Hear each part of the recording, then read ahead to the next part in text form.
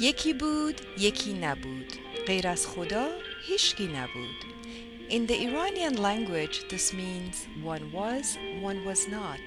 Other than God, there was no one. This is how all fairy tales began when I was a little girl growing up in Iran.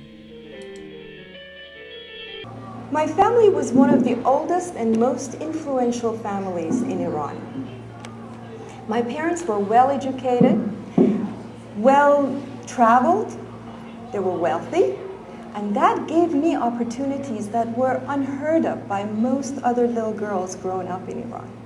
God taught me some of the most important lessons in my life when I was turning 14. That summer, he was building a summer house by the Caspian Sea, north of Iran, and he had to travel back and forth every weekend to check on the construction.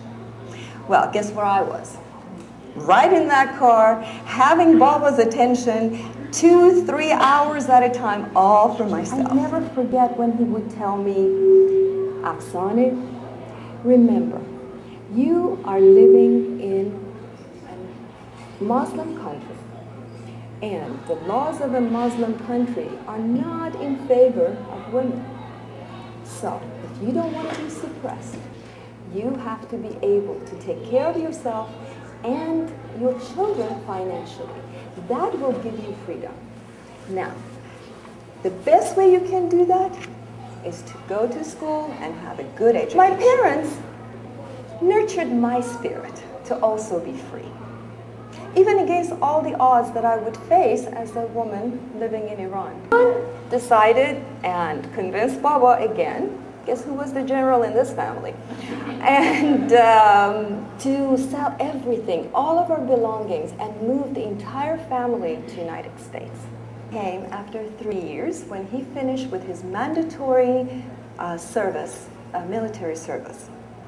Our wedding was small, but our victory was so great. When the last guest left, he held my hand, kissed me, and took me to our bedroom. He had filled the room with all these beautiful, colorful balloons everywhere. And smack in the middle of the room, there was this box. And it was filled with all the letters and the cards that we had sent to each other for the 3 years. This was everything that had held us together this long. We went through some of them and looked at each other with amazement. The separation was finally over. And I thought, I'm the happiest woman in the entire world. Well, about a year from then, this happiness was shattered by the revolution. Armin and I were sitting at my parents' living room watching TV the day that the Shah, his queen, the children walked up on those stairs and disappeared into the belly of the plane. Our hope left as their airplane took off. In a few months, they lost family members. They lost any hope of ever returning to Iran, even for a small visit. And they lost all of their wealth. Their life and my life would never be the same. You may not be able to control change, but you know, you do have control over your own attitude and your perception of change. And that's where you can get your strength. One side of the cycle, the beginning side of it, is the part that is deconstruction of those things that you are used to and you know. That's the time when things fall apart. The second part of it, if you make it through the first part, is when you get a chance to actually build what you want out of that.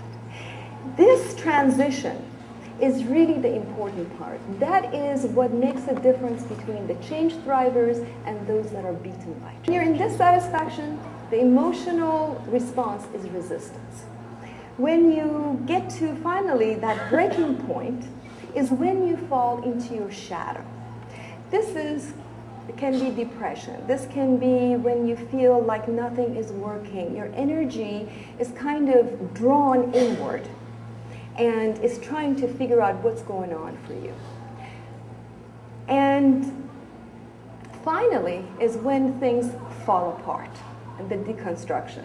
That can even push you further down into depression or into sadness or whatever is the feeling. The first part, there is tremendous amount of emotions. That, my friends, is not the time for you to be making decisions. That is the time to be taking care of yourself, trying to understand what are these emotions telling you? What is it that is bothering you? What is it that is not working? What are those feelings? Pay attention to them. Give yourself that opportunity to make those changes that you want to make for your life. After all, it is your life, and you deserve to live it the way that you want to. And finally, change, still unavoidable, but becoming a change thriver is really up to you.